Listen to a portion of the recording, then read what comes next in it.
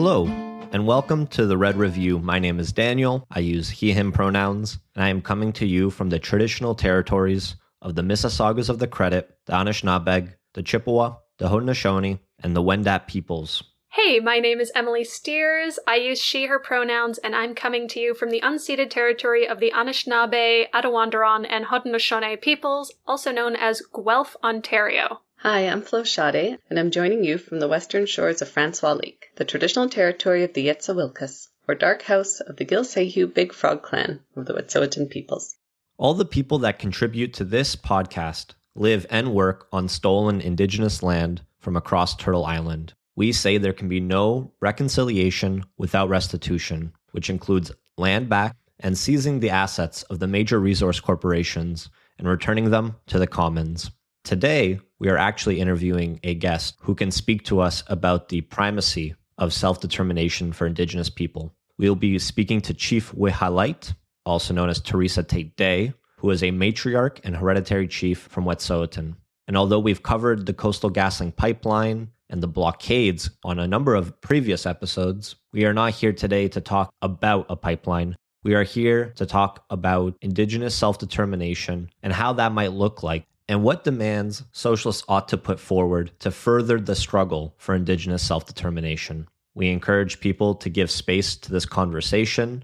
Before we go to the interview with Theresa, I just want to give a brief content warning, as there will be brief discussion of suicide.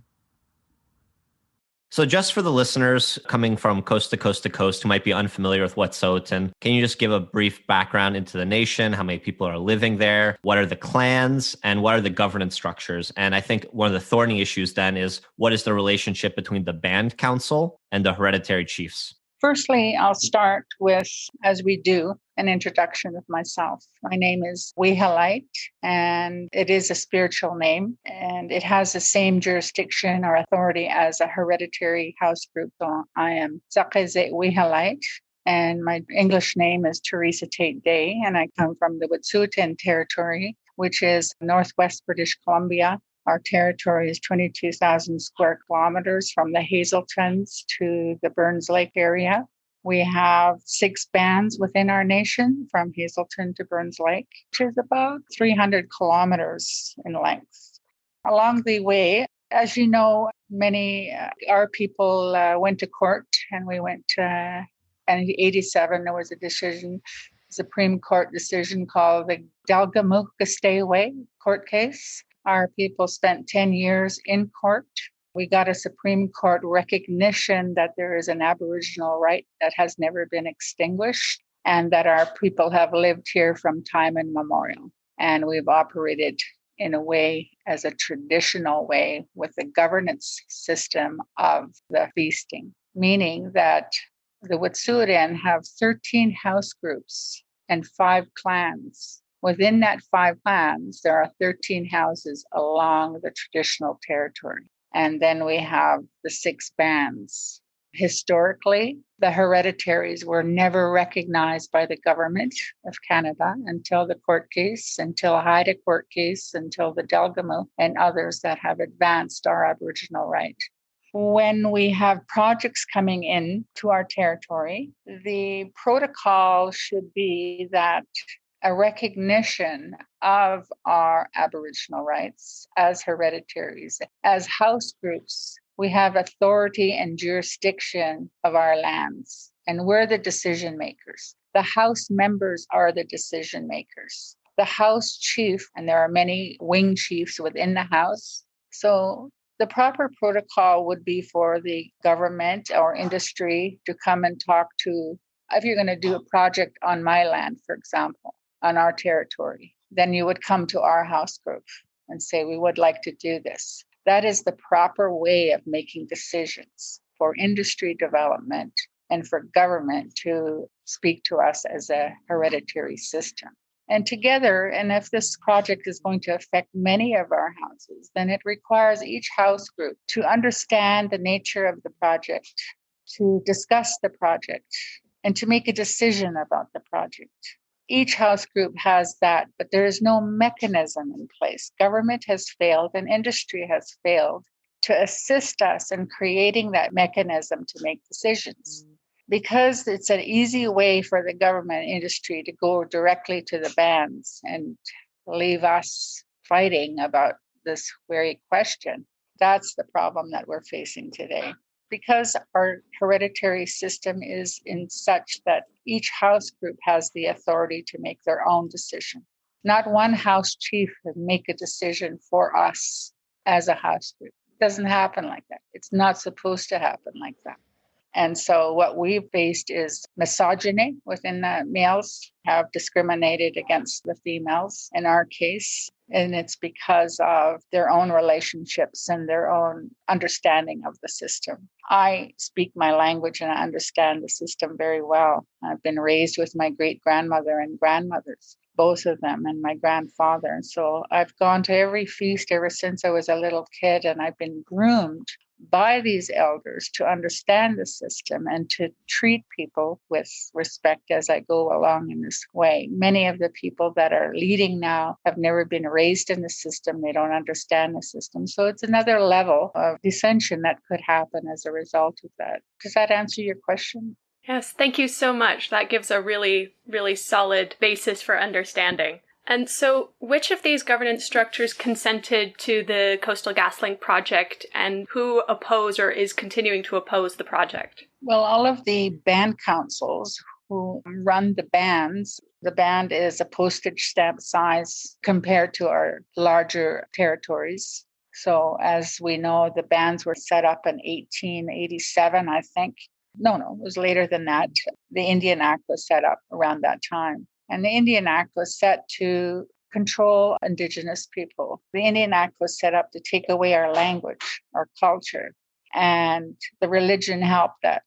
We were stuck on this reserve with all of those oppressions, and we never had a chance to operate as a hereditary system because of the government taking away our resources and leaving us quietly sitting there and fighting for every inch of right we got here today.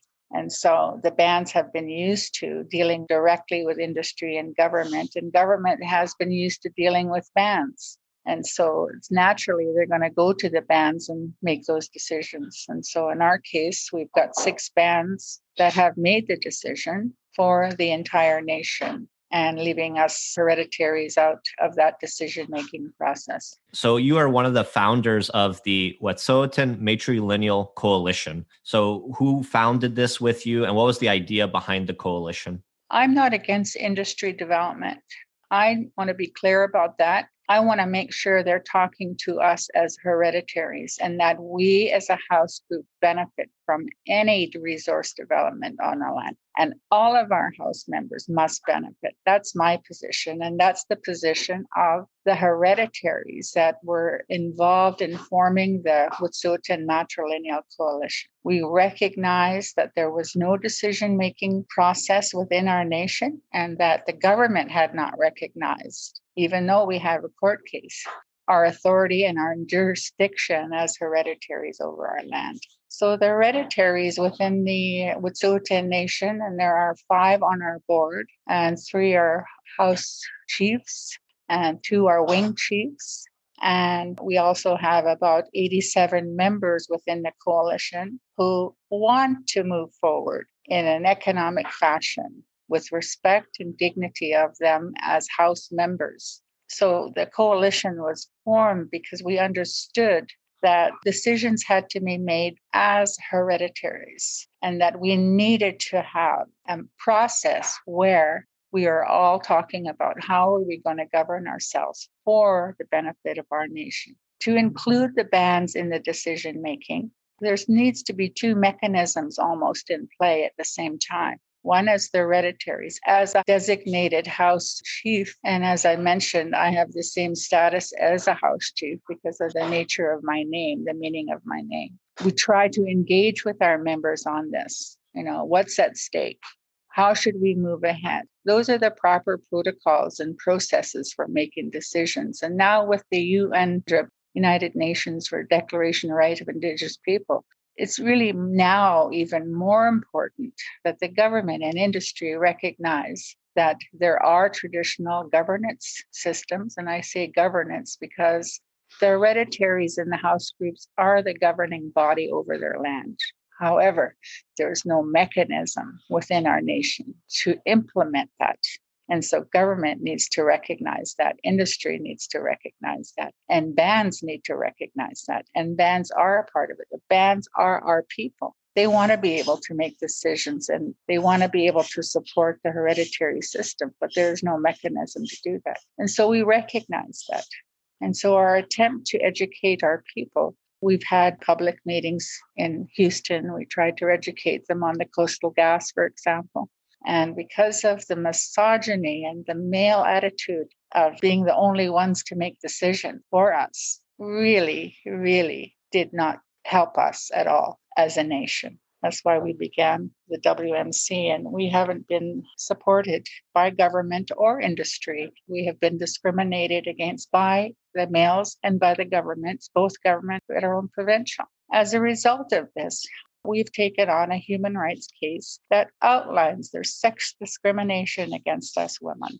And I might say that we are a matrilineal society. All of our children follow us as women. All of our children are the Frog clan. My children are the Frog clan. All of the women's children fall under one matrilineal system. And so there we know that because I'm a Frog, I belong to this territory. And these are the jurisdiction that we have. But we have no way to implement those decision-making processes. That's part of the issue, is that government and industry have not recognized us. This human rights case, I'm hoping that will, help us. Thank God that we have a very wonderful firm, Macmillan and Company, and our lawyer, Robin Junger, has agreed to help us pro bono, because we could never, ever get to this stage without that help. We don't have any funding. We operated as a volunteer board, and we, organized ourselves this way. But when we were basically, I feel like we were discredited all the way around by everybody and very hurtful. Yeah, that sounds really, really challenging, and wish you well in the court case. That sounds like it's going to be an important and difficult struggle. Yes, it is. And the other struggle with that is, too, we're not recognized in the human rights.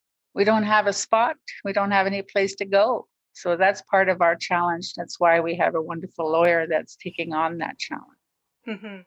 I also want to ask, I know that there was some controversy around the stripping of the names of hereditary chiefs such as yourself and others in the matrilineal coalition. How did this happen, and what was the impact for yourself and the community? Well, I'll tell you how it happened. It was a meeting in Houston where we were having a public meeting. There was probably 80 people, 90 people there of our membership. And we were informing our membership about the pros and cons of CGL, how it's going to affect our land. When the hereditaries, and it's online, there's a video online, when they came into our, disrupt us and saying we didn't have a voice, we're not allowed to have this meeting. Who says that in this day and age, number one? We're allowed to have public meetings. We're allowed to talk about these things. This is the Indian Act system speaking to us under those people. So they were threatened by that. And then I heard that they were going to have a feast, smoke feast, it's called. And where I went to the smoke feast, because I heard that they were trying to take one of our members' names away. And before I could even get up and speak, they disrupted the meeting and they feathered me at the meeting saying, I'm not allowed to speak. This was so hurtful. After that, that's like assaulting my grandmother and my great-grandmother and me and generations back, the people that held this name. You don't do that. And that's what I wanted to speak about. When you're hereditary, you are born into a family, into a matrilineal family, and you are trained by your ancestors, your great-grandmothers and grandmothers. You are trained by them, and you are trained to how to act, and you're trained about your lands and about your system, and you're trained how to conduct yourself in the feast hall. And so the names are passed down through the family. It's a family name, and so no one has the right to come into your house or your family from another family and take your name. Nobody has. Unprecedented. And the reason why it was done, it was because they feel that we're speaking out of turn or we don't have that right to speak. And now, again, that's the Indian Act mentality that we have to deal with. As a result, I was feathered in that feast. And arbitrarily, the two names of the women, Smokescam, Gloria George, and Was, Darlene Glame, those names were taken because they are the house chiefs and they are the authority. And the men want to have all the authority. So they put men in there. That's just unheard of. It's just unheard of. It has never been done. And I might also say, I was in a conflict one time with one of my house members. And I said to my grandmother, I just want to remove this person from this whole feasting business, Grandma. What can I do? Can I move her out? Can I do something to her? And she said, no, you can't. You cannot treat your family members within your house group in this fashion. They are part of you. And if you do that, if you try to do that within the feast hall, you will lose your name, and so will they lose your name. This is an egregious crime. This law is how you keep families together. You don't have lateral violence. But this is forgotten by these males who want to have authority and control. I want to say that hereditary house chiefs are usually men, but that's a decision for the house to make. If there is no man to take the position, a woman will take the house chief position. In that case, there was Gloria and Darlene that held those positions for a long time. And it's up to them to make the decision who's going to precede them, nobody else.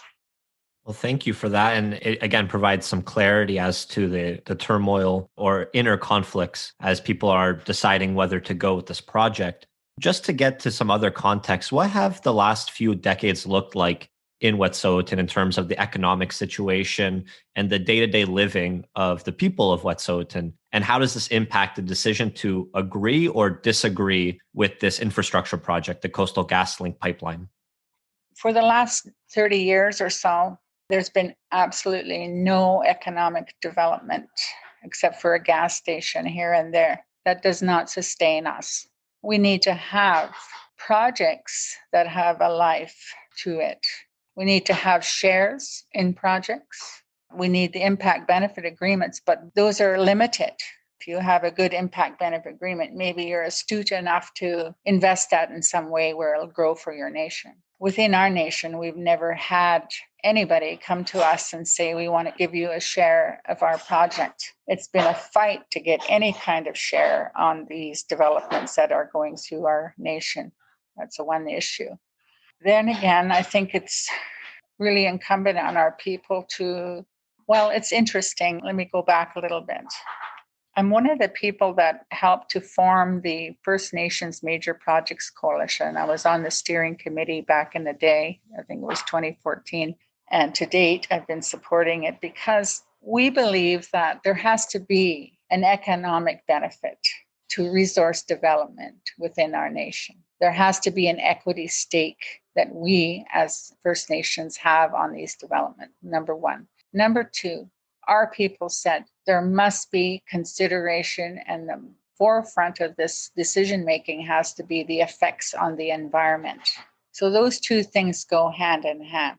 If there's a project coming onto our territory, for example, we want to know, and we did do this with Coastal GasLink. Our hereditaries went on the land and we saw where the pipeline was going. We saw how it was going to impact the grass and the different trails and everything. And we were actually instrumental in moving the pipeline out of sensitive areas because we were on the ground watching it, doing that work. And so there was a little bit of benefit there, but we did not meet our standards. So then we were shut down by these guys, right? So anyway, the bottom line is this. We need to have an equity stake in any project that comes along. We need to set up our administration so that the benefits go to the House members and not to some dark hole where it doesn't affect anybody. Our people are still living in poverty here. There's suicide. There's drug use, and all of that stuff is happening because of the oppression and depression of our people. And that needs to change because it's been the status quo for 150 years since the inception of the Indian Act, where our people have been oppressed. When we were looking into establishing the First Nations Major Projects Coalition, when we all gathered together. It's unbelievable at the time. How could we own a project?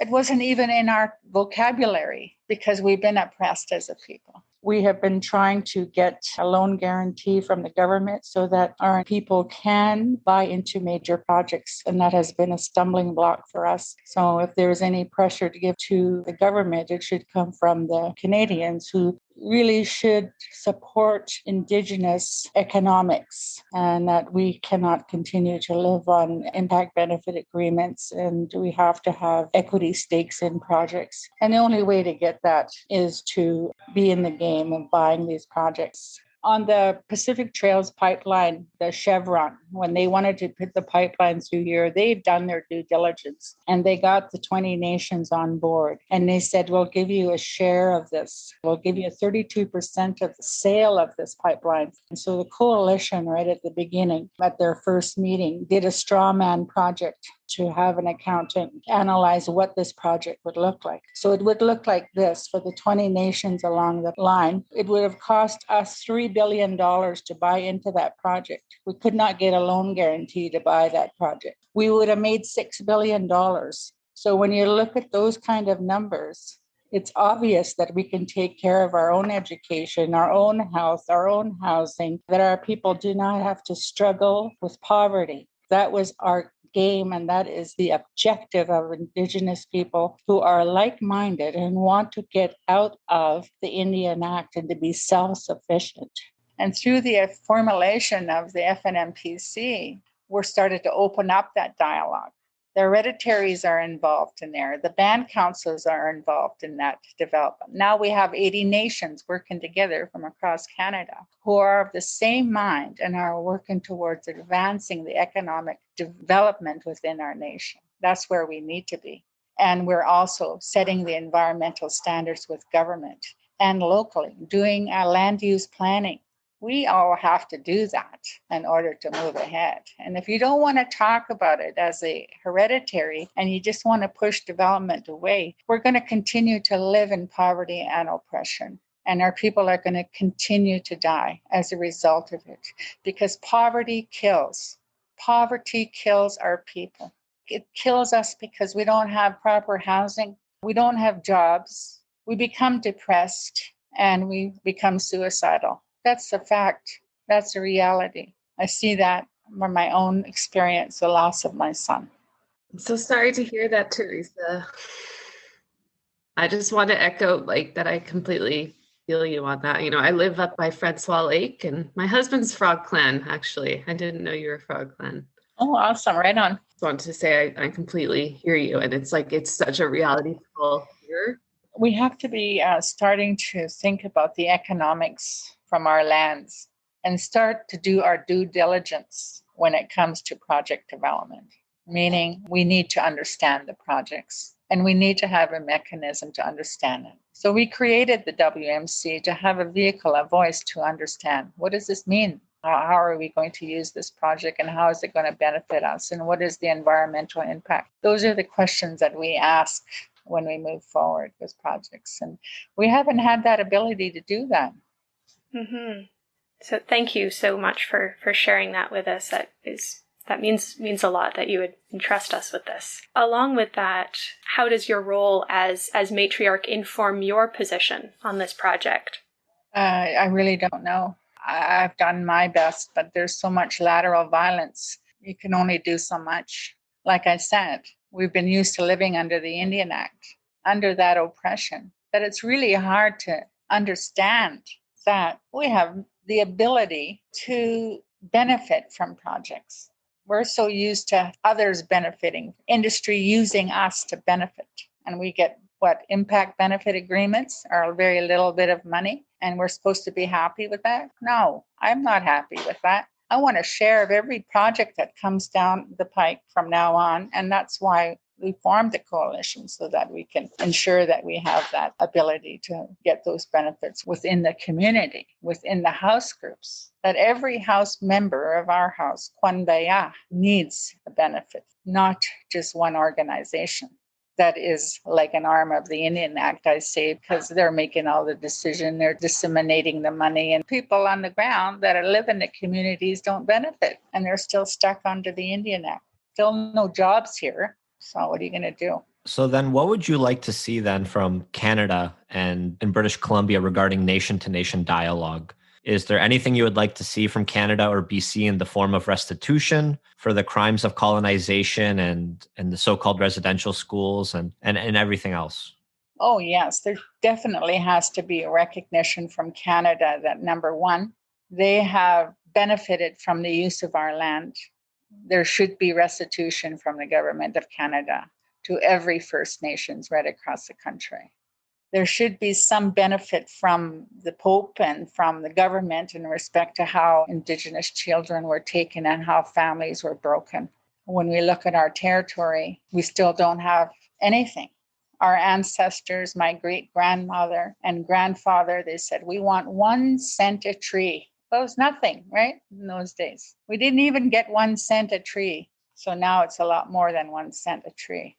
Let us govern ourselves on our lands. Let us be inclusive of the band councils because they are a governing body and they do manage the band reserves, and that's okay. That is their responsibility. But I want Government of Canada to recognize the hereditary system and its jurisdiction and responsibility to our members. That's what government needs to do.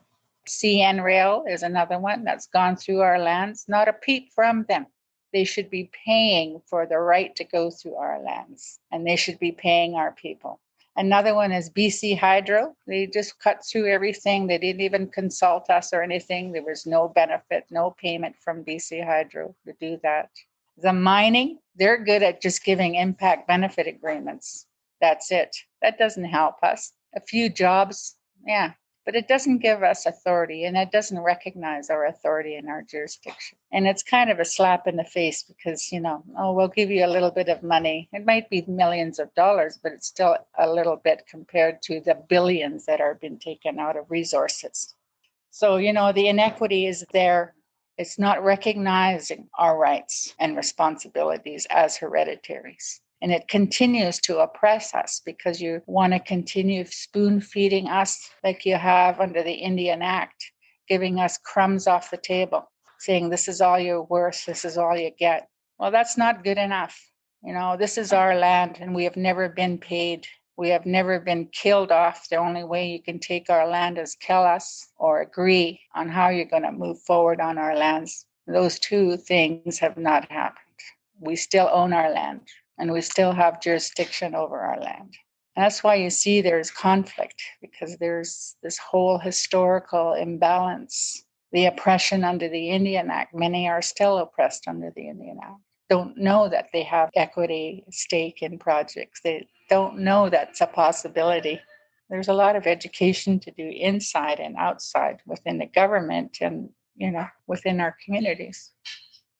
A lot of people are under the impression that if the Canadian government is meant to responsibly recognize and engage with the hereditary system, then by engaging with the blockaders, the pipeline blockaders, that's what they're doing. So basically acquiescing to the demands of the pipeline blockaders would be acknowledging the hereditary system. Is that how you see it? I don't think government understands. That's the problem we have, is that we have government officials that have no clue. This is really disgusting. These MLAs and these MPs that go and represent us, they don't even know us. They didn't even know our system. They pretend to, but they don't. And if you had Indigenous people as leaders within the government, it might be a different story. I might also say this. I'll give you a model. For example, back when we were doing the Delgamuukw decision, the Seaway, years and years ago, I can't remember, it was in the 80s, the Indigenous people got together and they said, this is how we have to move forward. We have governance this way. We have the provincial government and the federal government in a circle. And then we have industry, and then we have Indigenous. That's the government system that we want, so that we have our own Indigenous people in Parliament, in the provincial parliament, in the federal parliament, so that we are sitting there with industry and government, provincial and federal, and we are collectively making decisions together on resource development and on the future of our people. That is the model that we wish to have, that we in the Northwest and elders back in 1980s put this together as a way to dealing with it. This is not a conversation that anybody is having. Right now, we're down to having to deal with parliamentarians have no idea who we are and are making decisions for us. This is a very racist kind of way to make decisions. We're still under the Indian Act in effect because of the system of decision making in resource development. Do you understand what I'm saying? I do. To me, it makes me think of, like you said, that the House chiefs, they're authoritative over their territory. My understanding is that there wasn't consensus among all of the House chiefs ever in terms of whether to reject the project wholesale or not. And I'm thinking of Herb Nazell in particular, who was neutral. Yeah, okay, there's two things there. I just wanted to clarify. When I say a governance system within Canada and outlining this model of provincial, federal, and Indigenous from across Canada and industry need to make decisions about Canada together. That's how we saw it. Now, this is a bigger political question. When we boil it down to our nation, right, we're dealing with right now is the lack of government understanding who we are. And then when we come down to what's happening at the blockades, not everybody is on board. Because our governance, our feasting, and our ways of living is that the authority of the House group is paramount within the Delgamuukw decision. So a House chief wants to do something on their land. They are entitled to do that. But then we have to come back into the fold and see, how does this affect us as a nation?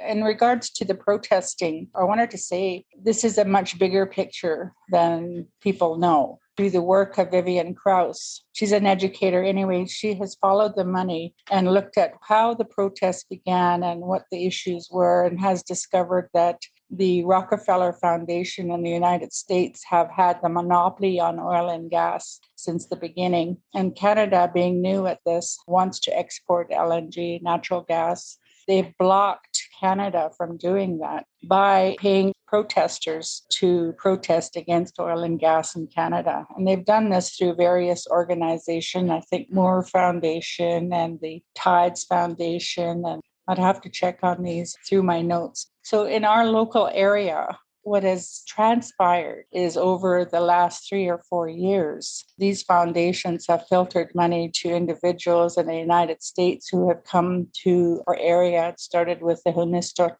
camp and then filtered down to the other two clans who are now protesting. The money that's been filtered down, these protesters have been paid to protest, because nobody stands in line 30 below weather and not expect some kind of payment for this. The other thing that I've noticed, that our nation has not engaged as a nation. We have not talked to our people about this project.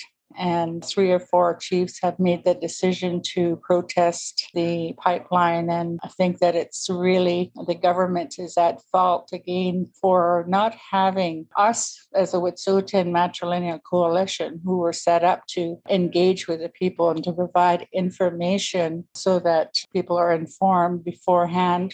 I mean, this is the days of UNDRIP. We were trying to implement that so that people know what the project is about. This was stopped by 5 guys who really did not do their due diligence in regards to this project. So right now what we have is a situation of some protesters that are coming from out of country maybe, and certainly from out of province.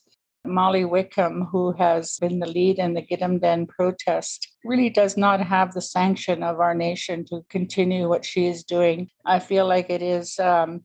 They've garnered about $2 million over the last 2 years in GoFundMe. So I think that's part of the agenda. And really, it has left our people poor. because we're not benefiting as an agreement with any kind of industry coming in here when we have protesters. Nobody wants to do business in that fashion.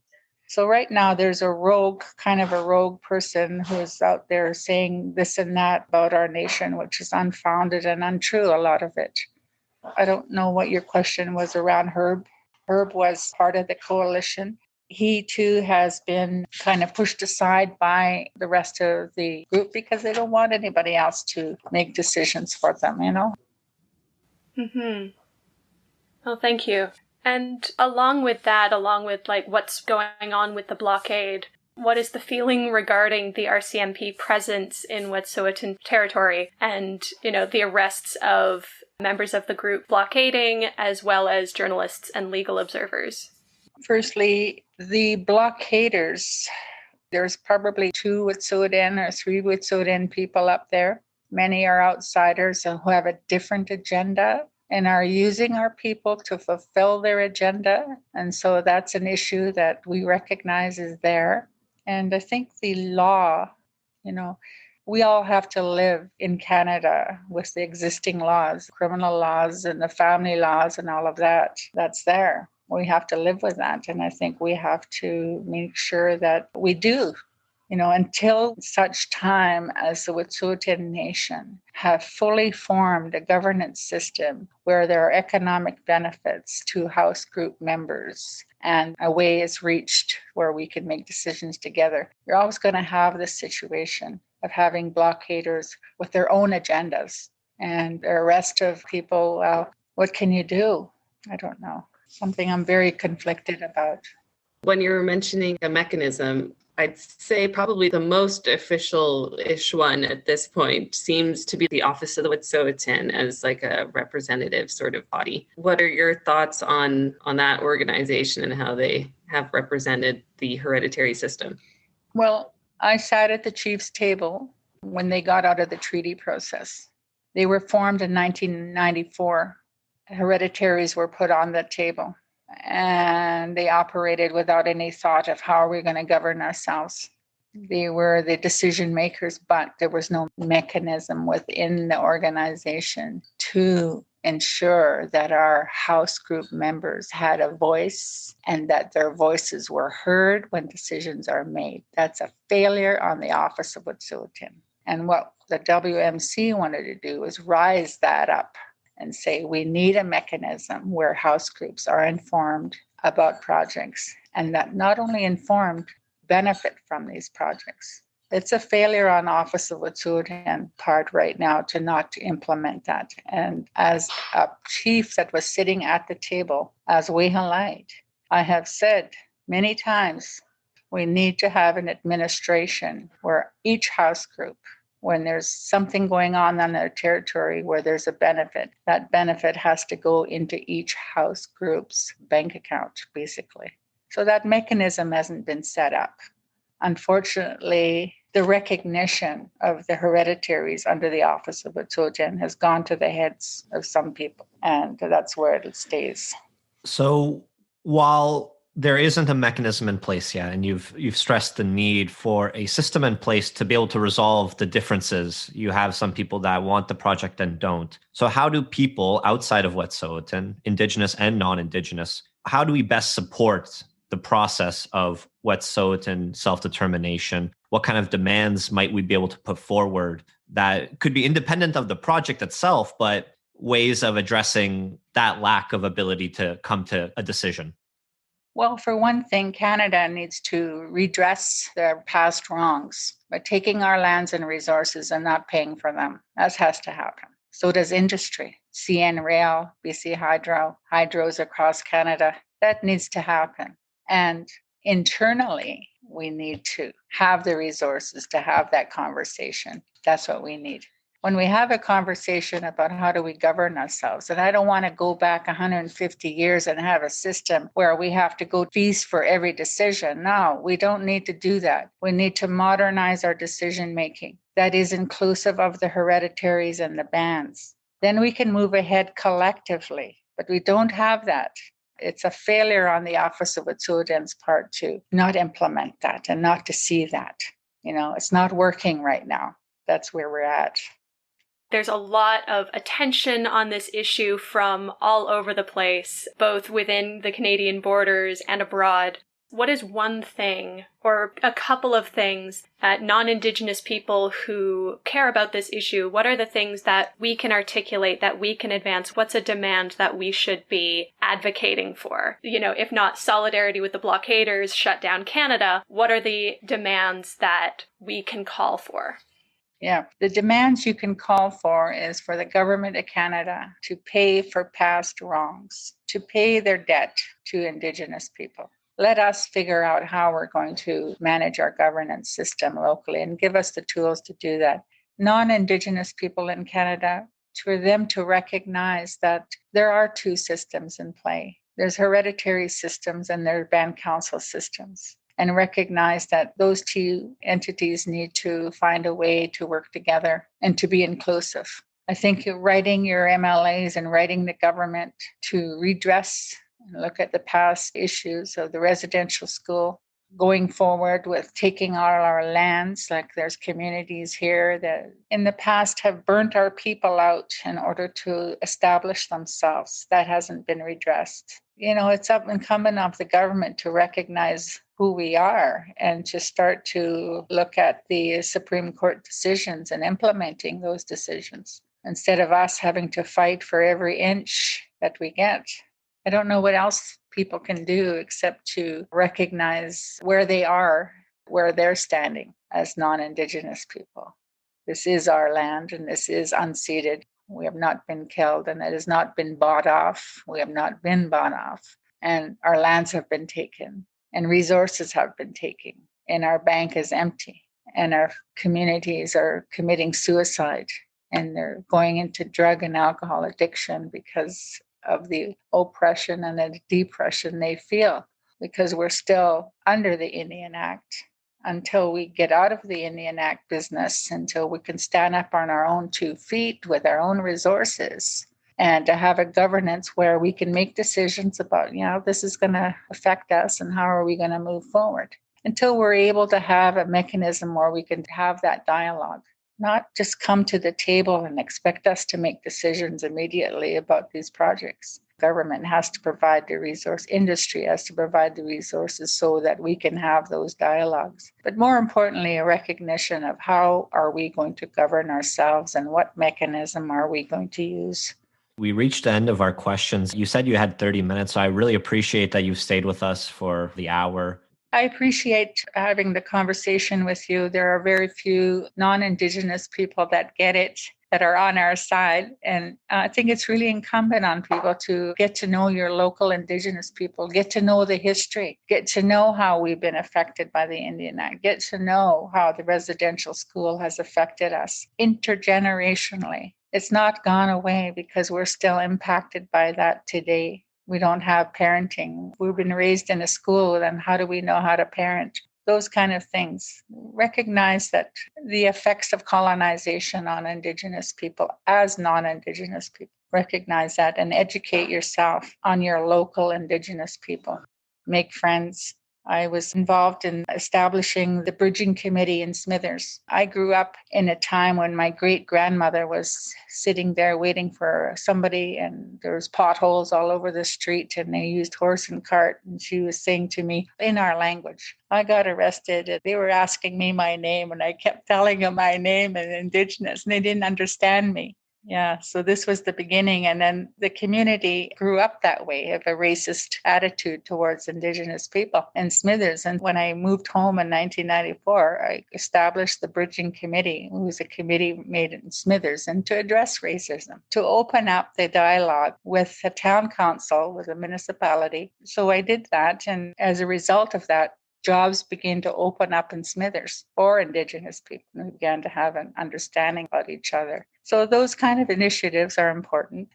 We start to understand who we are and where we're going, how we're going to get there together. So it's not us in the boat alone. You are in the same boat because we have to live together and we have to benefit together. Whatever we do, you're going to benefit, because we don't have a store in Morristown or Whitsett.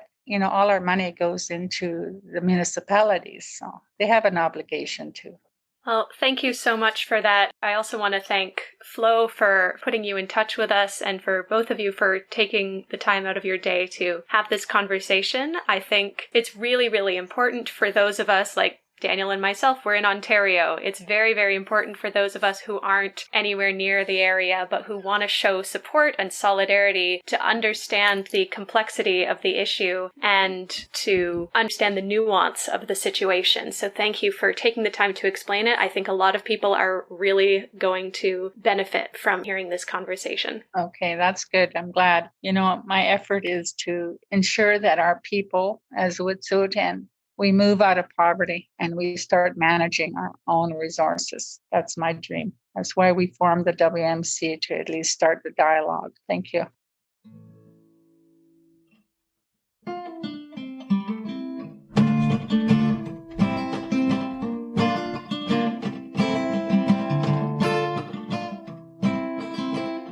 Well, hello, comrades. That was our interview with Theresa. We're very grateful that she took the time to speak with us about her perspective on what's happening in her nation of Wet'suwet'en, just to bring that perspective out into the rest of the Canadian state. And by the rest of the Canadian state, I don't mean to suggest Wet'suwet'en is a part of the Canadian state, but it is entirely surrounded by it. So what ought we do as socialists outside of the state? We've heard from Theresa some of the demands that we ought to forward. We're just going to maybe provide a bit more of a discussion on that. So who wants to go first? Flo, Emily? I'll give my 2 cents. First of all, I just want to appreciate again, I know I said during the interview, but I want to appreciate again her taking the time to come talk to us. I genuinely feel so honored that she was willing to take the time and to share so much of herself and her work, which was really, really wonderful and provided such valuable perspective that is not readily available anywhere else, especially to those of us who are not connected to a lot of Indigenous knowledge systems, who are not anywhere near Wet'suwet'en. So for all of us settler allies, this is such important perspective to have. What really struck me, and I know, Daniel, you and I were talking about this, was how in line those demands were with what we talk about in Socialist Action and in a lot of socialist groups. No reconciliation without restitution, self-determination for oppressed nations above all else. I felt like we as socialists can really listen to and learn from these contexts and these initiatives and these programs and line up our activism and our demands with this so that we can truly be collaborators and co-conspirators. Flo, initial thoughts? And also, because people on this podcast have never really been introduced to you, do you want to just introduce yourself? Yeah, I'm a member of Socialist Action. I reached out to Theresa for speaking on the podcast because I am a community member up here in the Wet'suwet'en territory. I live around Francois Lake, just outside of Burns Lake, BC, and I'm married into the nation. My husband's a Frog Clan member. Yeah, I have been digesting that interview. I was surprised, I guess, by, how much of her thoughts and positions did sort of line up with what we as socialists do call, restitution and no reconciliation without restitution, and how boldly she put those forward. And I was happy to hear, even though it was slightly unexpected, even from my perspective, because she is also so vocally pro-resource development, which she also made clear. And I knew that this tension and that this perspective is common and that it is complicated. And, I have been one of the people trying to advocate that the reality on the ground is a little bit more complex than the narrative in the media would lead people to believe, especially if they're not here or embedded within the community. So reflecting on it, what I've been thinking about really is even myself, as close as I am to the community, I also need to step back and really try to hold space because I don't know the intricacies and, a lot of people don't. And it's important for us to listen to the different perspectives, all of them. I see on the ground certain reactions to the media narrative as one point of opposition. And I know there's a lot of visceral sort of emotional reaction to that construction, because I do get triggered and angry when I see this characterization of these people who I respect and who I know are deeply cultural as just chills and kind of like they don't know their own minds, or that their positions are based on misguided beliefs of their own culture. And so that is hard for me to swallow. But it doesn't mean that, I can, or that I should also be trying to advocate or speak on behalf or something like this. So that's kind of the overall feeling I've left with, is really it is so important to hold that space and to be patient, to not try to get swept up in everything that's going on in the media. And that is the ways too, in my understanding, like what her great grandmother was saying before she passed, is that don't engage in that similar manner. And so like, how can we go about holding the space, respecting the voices without getting swept up in all of the hostility? It's definitely given me something to think about in that regard, and kind of just re-imprinted on my mind the necessity of holding that space for them as allies. Yeah, absolutely. One of the things that struck me a lot then was that Theresa's perspective was pro-pipeline, but it didn't come from a pro-band council perspective either, which is often what you hear. It's this Indian Act imposed governance structure that is the front for the oil companies. It was the back door to get into the resources. But Theresa was actually very against the Indian Act, not in favor of the band council unilaterally getting to decide. Again, was a hereditary chief and was making very clearly the point that it's the hereditary chiefs who should decide. And it seems, as someone that was pro-development in this case, she was trying, along with other people in the matrilineal coalition, to basically convince the other hereditary chiefs to come on board, which is dialogue, in my perspective. It's going to be impossible, I think, for us to resolve exactly how all that played out, getting stripped of the title and having new people appointed. That's not for us, I think, to say, but it's very clear that it's way more complicated than hereditary chiefs are against it and band council is for it. And that's the fundamental opposition amongst the hereditary chiefs. For various reasons, you see people that are supportive or opposed to the project, and that's space that we need to allow for them. Yeah, and I think that's one of the advantages, we are dialectical materialists. That is our basis of operation. That's a fundamental part of being a Marxist, being a socialist, is having room for these conversations, hearing all of the arguments, hearing it all out, and letting these conversations unfold and coming to consensus rather than one body making unilateral decisions and, 51% majority rule. And I think part of the reason that we've seen this massive reduction of band council pro-pipeline, hereditary chiefs anti-pipeline, and that conflict is because, as she pointed out, most of us have, by most of us, I mean settler Canadians, we don't have any understanding, any knowledge of traditional governance structures and how those differ from band councils and elected council positions under the Indian Act. We have no idea how the Indian Act disrupted systems of governance. You start to learn a little bit about that, and then you're like, oh, band council was created by the government, therefore they're going to have pro-government positions, and the hereditary chiefs are going to have the opposite. And it's so reductionist, and it's just such a stalling point where it's you've learned the absolute bare minimum and you think you have the understanding, which is just such a white knight position to take. The other thing that I was really struck by that I hadn't heard a lot about was she said, before shit went down and before she was stripped of her title and all of these other things happened, they were negotiating with CGL and trying to minimize the environmental impact and trying to maximize the potential community benefits. They were working really, really hard on ensuring that their community would actually benefit and not be negatively affected long term, that the jobs wouldn't just be temporary, that the inflow of work and the inflow of resources would not just be temporary for the duration of the construction, but would serve to benefit the community long term. And then that entire conversation just gets obliterated by the people who are just absolutely no pipeline.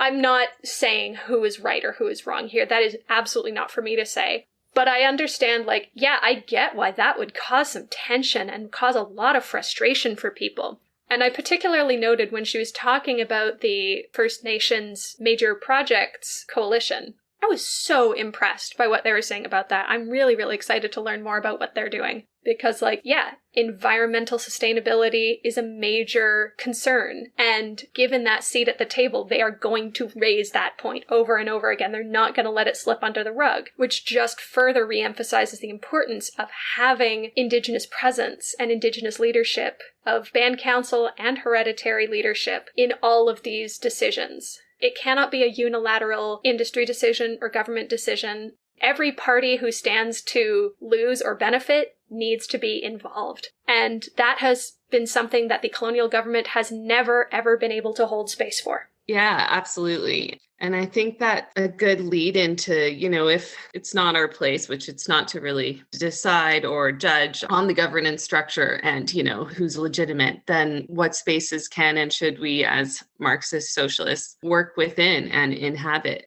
To me, it's in providing the conditions for freedom and for self-governance. Part of that is holding space. And part of that, too, as I see it, is providing a viable option that's not going to require self-sacrifice on the part of any of the Wet'suwet'en workers, because there are many Wet'suwet'en workers in the oil and gas field. And, I think it's important to recognize that. Like Theresa was saying, poverty kills, and it's very true up here. We've all seen it. We've all experienced it.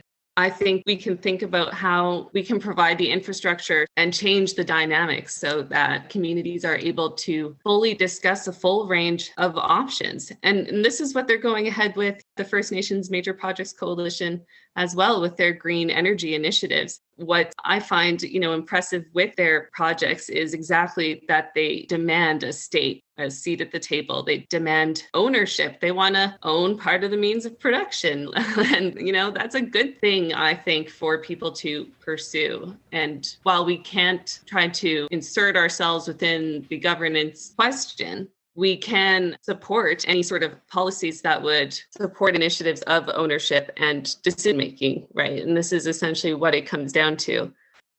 Yeah, and a question of democratic processes, within the governance of the hereditary system, that seems like it is problematized, but that's, again, where we just need to hold space. But where I think we can be active is in asserting and fighting for those policies that will realize real options for people and give them real options so that they can exercise agency freely. Absolutely. And I think that's one of the big principles. And how do we codify that as socialists in a set of demands is something we can talk more about. But there's a few things that y'all brought up that I want to tease out a bit more, because I was actually going into this interview really stressed because you saw a lot of the social media discourse around the Wet'suwet'en Matrilineal Coalition. Again, we used the phrase, people accusing them of being shills. And there's probably some of that stuff that we can address here. We didn't address it in the interview because it's already out there. We don't need her to rehash that perspective. But 2 years after the WMC, the Wet'suwet'en Matrilineal Coalition, was founded, they received 60,000 Canadian dollars from the province of BC and $60,000 from CGL. But that's something she made very clear in the interview. They needed resources to be able to hold those community consultations. And if you look at the documents obtained from those Freedom of Information requests, the money went to holding those consultations, for travel, for people to be able to gather in a space to talk about what the benefits of the project and what the potential costs of the project might be.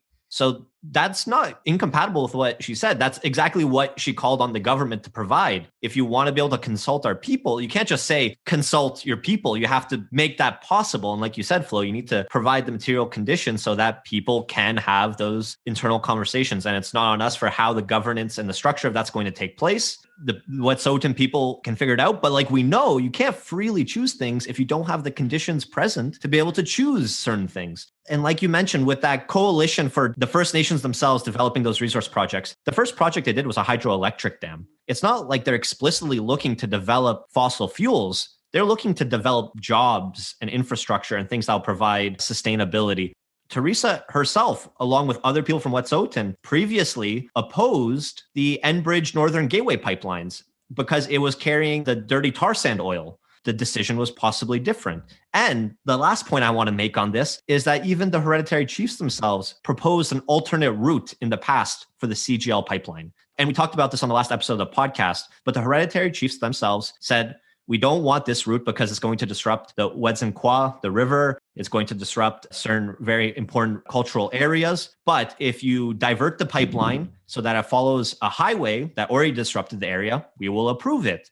CGL said no, because it would cost them $800 million more, which is dumb because they were happy that they got the band council approval. That's all they needed in their mind. And so that's where the failure of nation to nation dialogue, that's where that broke down. And that's what I see as a unanimous thing amongst basically all the hereditary chiefs I'm seeing, including Theresa. They want nation to nation dialogue. They want an actual opportunity to discuss this, whether you're pro or against the pipeline. And that's where a lot of the opposition seems to be, that the hereditary chiefs themselves were sidelined in the decision-making process. Then Theresa, as a person that is a hereditary chief but pro-pipeline, all of a sudden you find this very prickly situation that I have not seen really reflected in discourse. If I can jump in as well, the term oil shill has been really rubbing me the wrong way, especially for non-Indigenous people to be saying stuff like that. We are not there. We do not know what the situation is on the ground. We do not know why these people are making these decisions. The audacity of a white settler to say you're being a shill for oil to Indigenous matriarchs who are trying to hold space for their community and make decisions that will benefit their communities, and doing so quite transparently, seems a little bit rich. I know that I've seen this a lot on the left. We have a lot of different words for people who disagree with us, and I think we need to be really, really careful with the terms we throw around. Calling someone a shill for an oil and gas company, that's a really major accusation. That's really, really important. And that's not something that should be bandied about by people who don't know the situation. Can I really quickly read out that quote from Thomas King's An Inconvenient Indian? It's talking about how a lot of reserves in US in particular, in this case, they had an opportunity. They started making money by basically converting part of their land to a landfill. But then, and I'm just going to quote directly here, the garbage issue was, as might be expected, controversial, and the debate split many of the tribes. What was mildly amusing was watching environmentalists and concerned non-natives lecture Indians on traditional beliefs and ethical standards, while Native people have, for a long time now, been adversely affected by white development near reservations and reserves, the mercury poisonings at Grassy Narrows in northern Ontario, the General Motors landfill near Akwesasne, the draining of the Pyramid Lake in Nevada, the Kinsua Dam in Pennsylvania. The level of concern seems far greater, the reaction more intense when white communities are faced with the consequences of native development. The author Thomas King is pointing out that hypocrisy, trying to frame this as a solely environmental issue when primarily we're seeing it as an issue of Indigenous self-determination.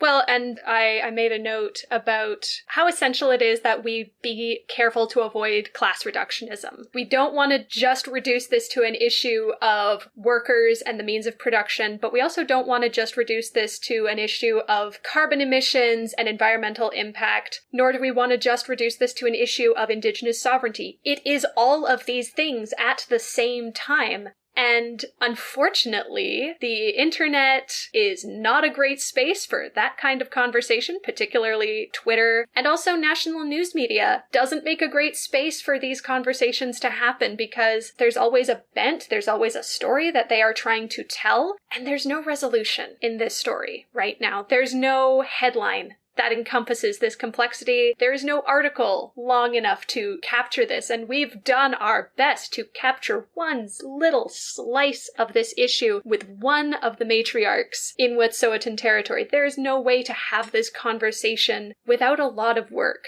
I remember there's an Anishinaabe writer, Leanne Simpson, who is really quite brilliant, but talks a lot about a lot of movements that kind of spring up from social media and from online discourse. And she says there's a reason that a lot of these inevitably fail, and it's because we haven't walked together. We haven't done the work. I'm not quoting directly, but it's from her book, As We Have Always Done. And we need to walk together. We need to know one another first. We need to have the community bonds and the community knowledge to be able to hold space for these complexities. And then we will not be swayed by meager promises. We will not be broken so easily because we will have the bonds. We will know each other. This really, really emphasizes just the importance of intersectionality and of dialectics And again, of holding space for nuance and not jumping to any conclusions or decisions without meaningful consultation and without meaningful reflection, and having, this is one of the things that was really driven home to me today, having a theoretical base with which to engage with these issues, like having a body of work and a body of knowledge that you can come back to that informs your decision making rather than just operating on what feels right in the moment. I like how you put all of that. And this discussion as well with the issue of the hereditary chiefs providing an alternate route that was, I guess dismissed out of hand. They just decided that was a little bit too much consultation, got a little too real. I think that's exactly the stuff that we, again, even as socialists and non-Wet'suwet'en, non-Indigenous in the community, these are still things that we can kind of analyze, because why did that happen? What power structures exist around that negotiation that allowed the real demand to be sideswept so easily, And again, to go back to our theoretical framework, I think it's the bourgeois state and the fact that they are basically owned by big corporations like CGL. And it's absolutely the case that consultation is just a check mark on a list. The government uses all sorts of underhanded, dirty tactics to confuse people. One of the things that they do a lot as well is endless referrals about asinine things that make no difference in the grand scheme of things. But anything real, anything where Indigenous nations might have a seat at the decision-making table, those things are always somehow dead in the water. And these are the sort of structural elements I think that we can also take a look at strengthening in order to provide that space structurally and institutionally for the nations to self-govern, and critically to provide some kind of healing or harmony with the band and the hereditary system, because the hostility and tension there also, in some cases, it's not sustainable either. If you just pulled the plug on the band system one day, it's kind of the same thing with the pipeline. If you just pull the plug, then what? You can't just do that without first having built up the infrastructure and the ground so that there's something to receive it. And, that's what Theresa was talking about as well. There's not the right mechanism for real, meaningful nation-to-nation consultation and negotiation to happen. And that's going to have to develop not necessarily in contest with the band. They're going to have to find some transition way. And again, that's going to be up to the nations to sort of decide how they want that to happen. But what we can do is try to support policies and structural issues, things that we want to see to make sure that they have that space and those options. Absolutely, Flo. So the nation-to-nation dialogue between Canada as a state and Wet'suwet'en is so hampered because the Canadian side of the equation is being carried out by the bourgeoisie. You have the corporations that don't engage in meaningful consultation. The Indigenous people don't have a real stake in the projects that go through their land. I thought that was something that was just really illuminating when Theresa was bringing up all the previous projects that went through Wet'suwet'en land with no stake in it, with no consultation, with no restitution or compensation for it. And so there's a whole history that needs to be undone. It's more than this one pipeline, but I can see how this has come to emblemize maybe the struggle, but we do need to put into somewhat of a broader theoretical context. So again, Marxists in the Canadian state, self-determination is just a primary principle. And even if you go back all the way to the Bolshevik Revolution in 1917, they signed a document, the Declaration of Rights of the Peoples of Russia, peoples, plural. And this included equality and sovereignty of people of Russia, right of people of Russia of a free self-determination, including cessation and formation of a separate state. And that wasn't actually just an abstract concept. Very shortly after the Bolshevik Revolution in October, a number of states left Russia, including Finland and Lithuania and Ukraine. They exercised immediately that right. And they did it even as non-socialist states. Actually, a number of them were hostile to the Bolsheviks. They aided in the counter-revolution, or like the White Army that attacked the Bolsheviks, yet they upheld it still as a fundamental principle. Why? Well, at the time, they were still operating under the idea of international socialism. Like, we need a world revolution. And they really thought in the early days that a world revolution was on the order of the day. Russia first, and then Germany will go, and it'll just go through the whole world. And then you would have a united working class. And so they needed to win over the oppressed nations. They thought, how, as a working class, if we emancipated ourselves in Imperial Russia with a Tsar, but we maintain our boot on the necks of oppressed nations, why would they ever trust us? And that's true. And it's the same thing in Canada. Why would any Indigenous person trust a settler Marxist who says, no, we're going to make the decisions regarding this based on environment, based on whatever? No. First and foremost, and that at least gives me, again, a theoretical basis for having a conversation with Theresa. I don't think we've ever had a guest on the podcast who's a member. I don't know if she's a member of the Conservative Party, but you can find articles where she was running to be one of the Conservative nominees in one of the previous elections. Like, she's not a socialist. Before the interview, she asked us, tell me more about your party. Like, I don't necessarily want to talk to radicals, but we told her, well, first and foremost, we're for Indigenous self-determination. And that bridged the gap there. And maybe this is a small microcosm of what needs to be done to build unity, because Indigenous struggles aren't merely worker struggles. There's more there. There are people that have been almost exterminated. If you're going to build any sort of trust, any sort of unity in the future, you need to start today by deferring to their governance and leadership and knowledge in this struggle for independence, first and foremost. Yeah, and I think that was one of the big takeaways, and I really appreciated her kind of summarizing that at the end of like, what are the takeaways for non-Indigenous, non-Wet'suwet'en allies is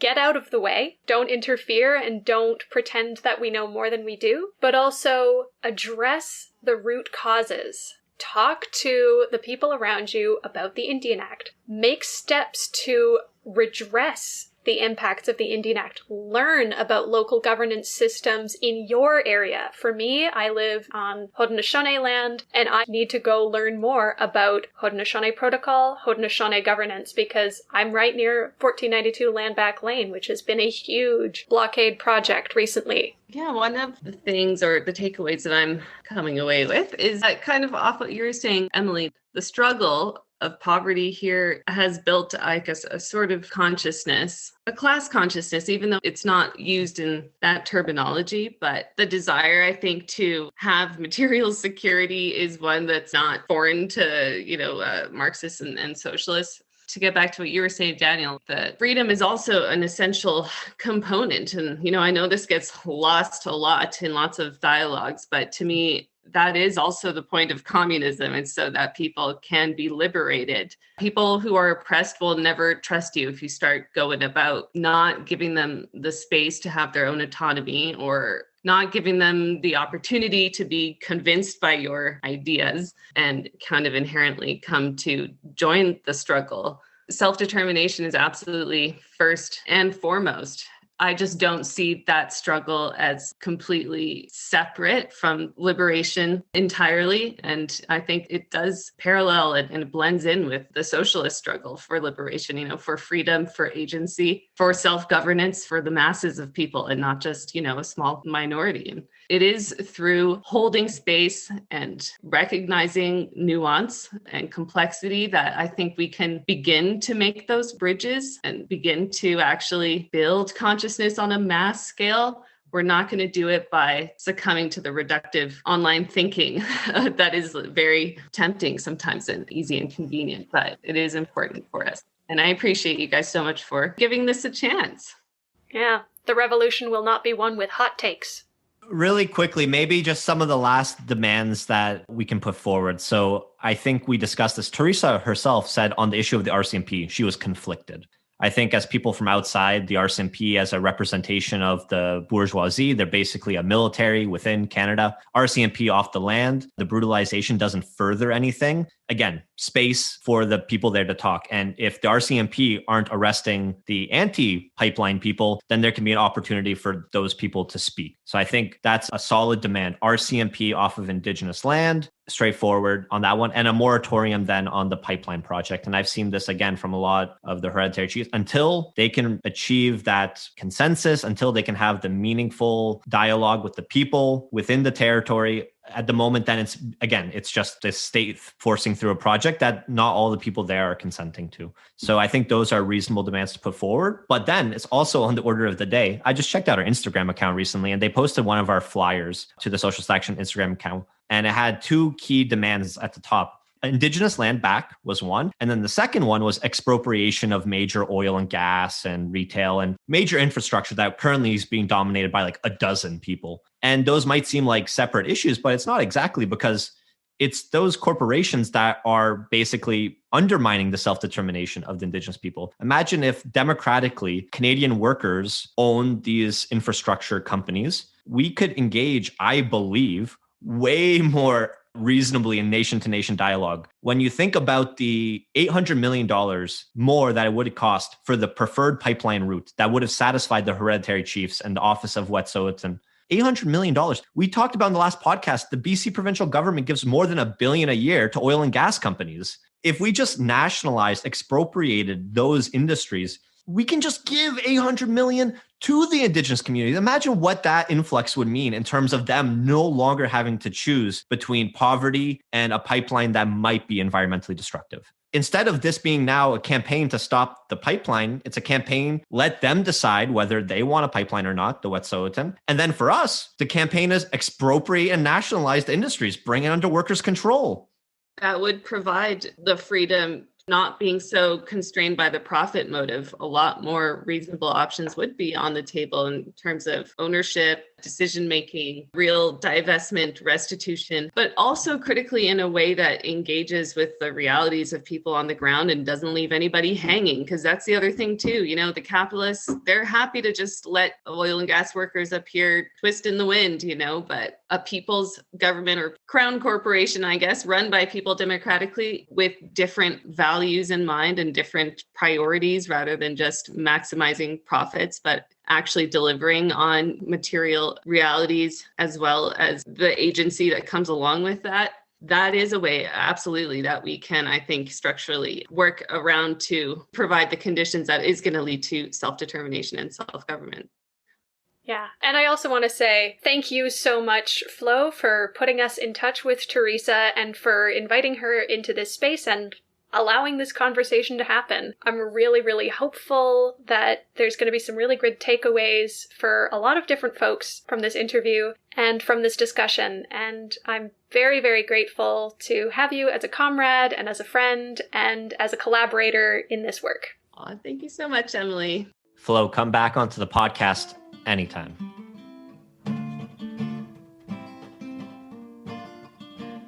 Hey, comrades, thanks for sticking it out to the end. I hope you enjoyed and learned from that interview with Theresa. And just lastly, a few announcements as we finish up our first season here at The Red Review.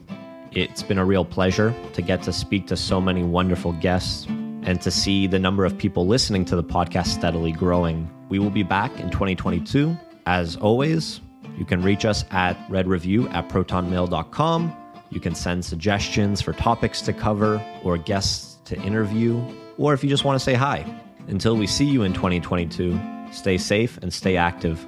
Take care, comrades.